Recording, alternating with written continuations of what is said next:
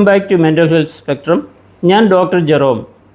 മാനസിക രോഗങ്ങൾക്ക് ചികിത്സ തുടങ്ങുമ്പോൾ പലരും ചോദിക്കുന്ന ഒരു ചോദ്യം ഇതാണ്: ഡോക്ടറെ, ഈ മരുന്ന് എത്ര കാലം കഴിക്കണമെന്ന്. ലോകമൊട്ടാകെ നടത്തിയ പഠനങ്ങൾ പറയുന്നത് മാനസിക രോഗങ്ങൾക്ക് മരുന്ന് തുടങ്ങുന്നവരിൽ ഏകദേശം 30 മുതൽ 60% വരെ ആളുകൾ ഡോക്ടറുടെ ഉപദേശം കൂടാതെ മരുന്ന് നിർത്തുന്നു എന്നാണ്. ചില രോഗങ്ങളിൽ ഇതിലും കൂടുതലാണ്. ഉദാഹരണത്തിന് ഡിപ്രഷൻ, അതായത് വിഷാദ രോഗം ഉള്ളവരിൽ ഏകദേശം 40 മുതൽ 50% വരെ ആളുകൾ ആദ്യ 3 മുതൽ 6 മാസത്തിനുള്ളിൽ ചികിത്സ നിർത്തുന്നു.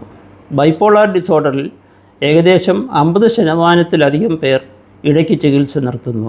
സ്കിസോഫ്രീനിയയിൽ 1 വർഷത്തിനുള്ളിൽ 50 മുതൽ 70% വരെ പേർ മരുന്ന് തുടരുന്നില്ല. ഇതെന്തുകൊണ്ടാണ്? ഒന്നാമത്, എനിക്കിപ്പോൾ സുഖം തോന്നുന്നു എന്ന തെറ്റിദ്ധാരണ. രോഗലക്ഷണങ്ങൾ കുറഞ്ഞാൽ രോഗം മാറിയെന്ന് കരുതി മരുന്ന് നിർത്തുന്നു. അത് തെറ്റായ. പക്ഷേ ലക്ഷണങ്ങൾ മാറിയത് മരുന്നുകൊണ്ടാണെന്ന സത്യം പലരും മറക്കുന്നു. രണ്ടാമത്, പാർശ്വഫലങ്ങളോടുള്ള പേടി. ഭാരം കൂടുമോ, ഉറക്കം വരുമോ, ശീലമാകുമോ എന്ന ഭയങ്ങൾ. ഇവയെക്കുറിച്ച് ഡോക്ടറോട് സംസാരിക്കാതെ സ്വയം തീരുമാനമെടുക്കുകയാണ് പലരും. മൂന്നാമത്, കുടുംബവും സമൂഹവും പറയുന്ന ഉപദേശങ്ങൾ. ഇതൊക്കെ മനസ്സിൻ്റെ പ്രശ്നമല്ലേ, ധൈര്യം കാണിച്ചാൽ മതി, ഇത്രകാലം മരുന്ന് കഴിച്ചാൽ അടിമയായി പോകും. ഇത്തരം വാക്കുകൾ ചികിത്സയെ തടസ്സപ്പെടുത്തും. സത്യം ഇതാണ്: മരുന്ന് പെട്ടെന്ന് നിർത്തുന്നത് രോഗം വീണ്ടും വരാനുള്ള സാധ്യത 2 മുതൽ 5 മടങ്ങ് വരെ വർദ്ധിപ്പിക്കുന്നു. ഓരോ തവണ രോഗം തിരിച്ചു വരുമ്പോഴും അത് കൂടുതൽ ശക്തമായും നീണ്ടു നിൽക്കുന്നതുമായി മാറാം.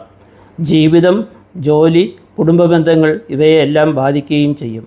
മനസ്സിലാക്കുക, മാനസിക രോഗങ്ങൾ രക്തസമ്മർദ്ദം, പ്രമേഹം പോലുള്ള മെഡിക്കൽ രോഗങ്ങൾ തന്നെയാണ്. ഡോക്ടറുടെ ഉപദേശമനുസരിച്ച് ചികിത്സ തുടർന്നാൽ മാത്രമേ പൂർണ്ണമായ നിയന്ത്രണം സാധ്യമാകൂ. മരുന്നിനെക്കുറിച്ച് സംശയമുണ്ടെങ്കിൽ, ഭയമുണ്ടെങ്കിൽ, മരുന്ന് മാറ്റണം എന്ന് തോന്നുന്നുവെങ്കിൽ അത് ഡോക്ടറോട് തുറന്നു പറയുക. പക്ഷേ സ്വയം മരുന്ന് നിർത്തരുത്. ചികിത്സ തുടരുന്നത് സ്വന്തം ജീവിതത്തോടുള്ള ഉത്തരവാദിത്തമാണ്. Thank you for listening. Please subscribe and share.